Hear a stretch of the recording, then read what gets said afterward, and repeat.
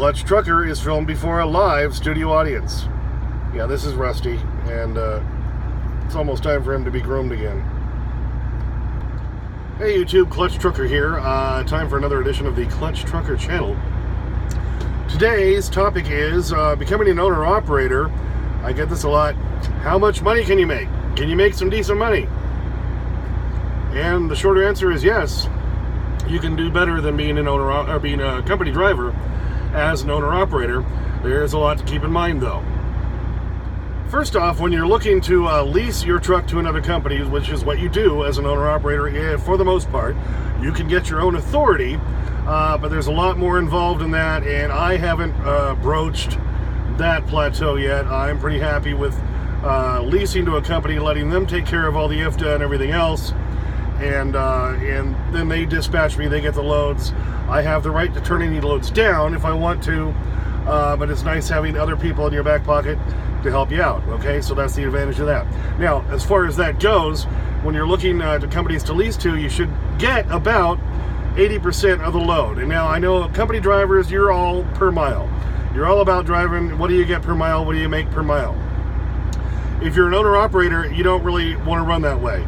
There are some companies that will hire you on a per mile rate, but generally when you do the math, you're going to come out losing as opposed to running a percentage of the load. With Turquoise Trucking, who I lease to, I currently make 85% of the load, but I also do have to pay a lot of other things per week, about $293 of stuff per week, on top of the 85% that I make. So like I say, with Turquoise Trucking, I make 85% of the load. They make 15% of the load. Now, as far as fuel surcharge, if there is a fuel surcharge, if it's separated that way on a rate con means rate confirmation, and you just refer to it as rate con, and that's what I see every time before I take a load, so I know exactly what I'm going to be getting paid for that load. And sometimes it's just put down as line haul, which is just one charge, like the load I'm doing now. This is a line haul of $1,500. Okay, so that's what it is that I make 85% of that. Sometimes it'll be broken down into a fuel surcharge. Now, I make 100% of that fuel surcharge, as you should with anybody you lease to. If you're talking with any company and they say, hey, we're going to give you 80% of the fuel surcharge, no, run away. That should go to you, because you're paying for the fuel. That's the whole point. It helps pay for the load. Okay, so you should always lease to a company that gives you 100% of the fuel surcharge. And you should try to get, around 80% of the load overall. Like I say, I get 85% with Turquoise, but I do have to pay extras every week that amount to about $293. Those include cargo insurance, my own personal cargo insurance on my trailer, since I own my own trailer. Liability. What else is on there? The fuel card, like $10 a week. I have to pay for that.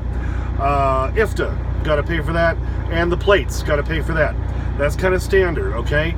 Now, when I first started with Turquoise, they have another plan, which is kind of cool, and this is the reason I went to them in the first place, kind of an industry, not at a standard. They were one of the first I've ever seen that do this. 75% of the load is what you get, but they pay all of that every week. The IFTA, the plates, the cargo insurance, liability, and all that, so that's kind of cool. So that's kind of a nice way to ease in to that sort of thing. If you've never done it before, then you just flat out know you get 75%, they get 25% every week. You don't have to worry about the other stuff. I graduated up to the 85% plan later on after I bought my own trailer, and it's worked well for me. Okay, and so what that breaks down to is about every week I average $2,700 to $3,300 a week. Average about $3,000 a week. Take home, that's after paying my fuel for the week, okay? Now, some weeks are better, some are worse. I had a week a few weeks ago, $4,500. That was great. But the week I'm on right now is probably only going to be about $2,400. So it kind of averages out. And what it basically comes down to is over time, I'm averaging close to around $3,000 a week, which is what I need to make. Now that's, almost $144,000 a year, but you got to remember you're paying all of your maintenance on your truck, and in my case, my trailer too. All right, so that you need to account for and plan for. So if you plan about $2,000 a month for that, you're probably going to be okay as far as maintenance goes. Also, you've got your truck payment. Most likely you've just bought a truck and you're making payments on it. That's going to be probably $2,000, $2,500 or so per month.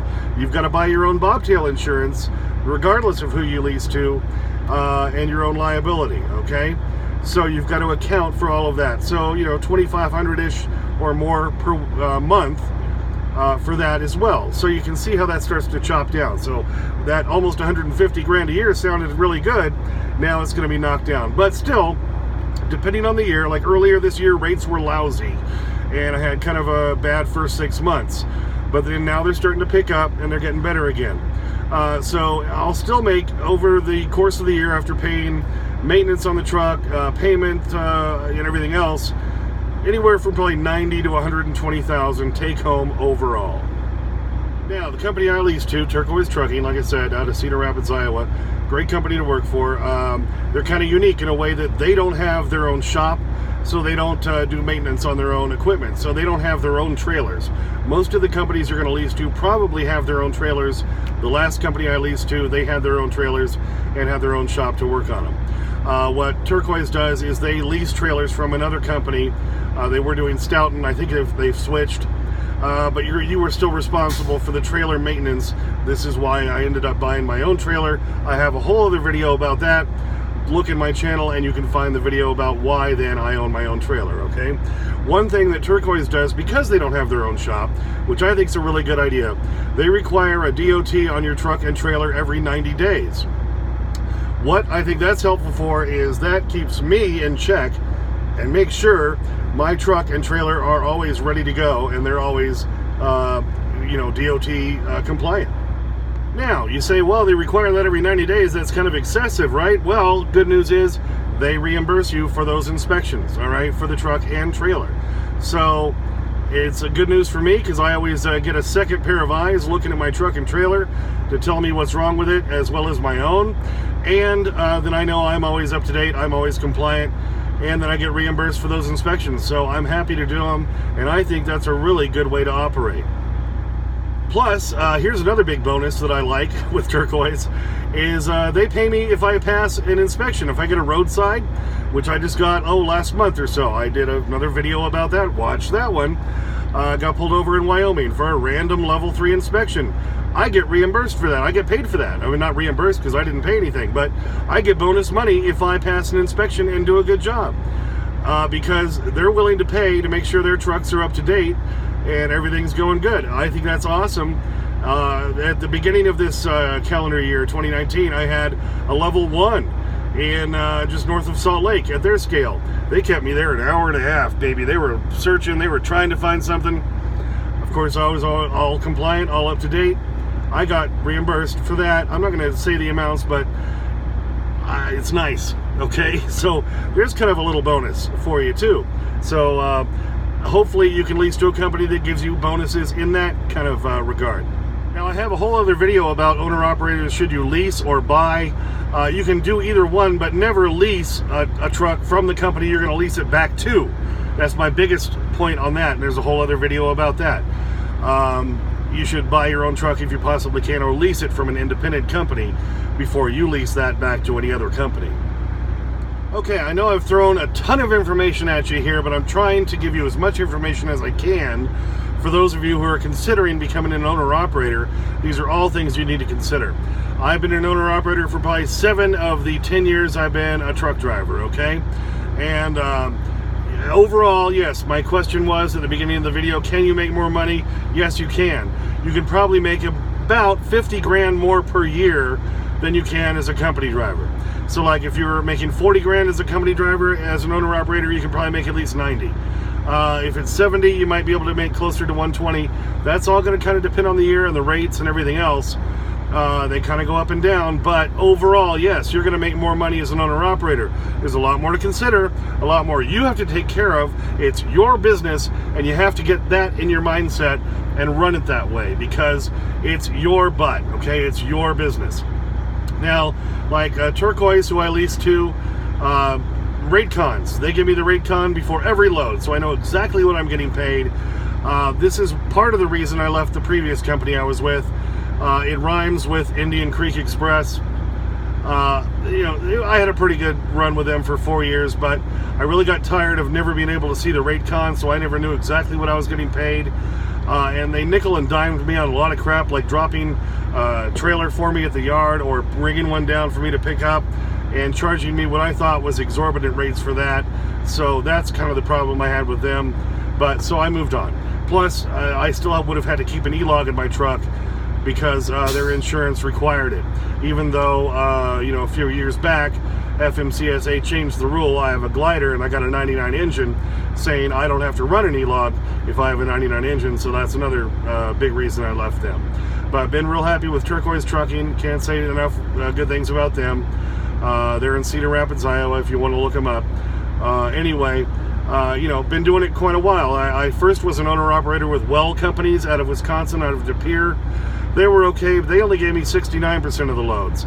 And that was my first time being an owner-operator. I was new. I was greenhorn to that. And I didn't realize what I really should be making. So overall, yes, you can make more money as an owner-operator, but there's a lot more you need to do and a lot of things you can do to increase that level every time. If you can handle a lot of the little maintenance on your own, and just know you're owning your own business. You're basically buying your own job, which is the way I look at this. I've bought my job, okay? So I've got this job because I bought it, I paid for it. And that's kind of the way you need to run it.